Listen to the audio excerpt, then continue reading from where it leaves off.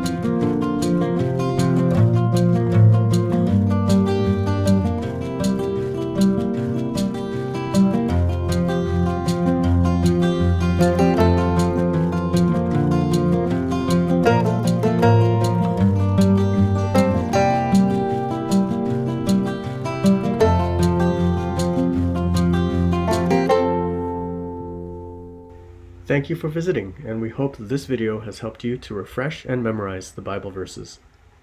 If you like this video, please click the thumbs up icon below and leave a comment to let us know how you decided to memorize the scripture with us. If you would like to support this channel and know when new videos are uploaded, please click the subscribe button below and click the bell to turn on notifications. Happy memorizing!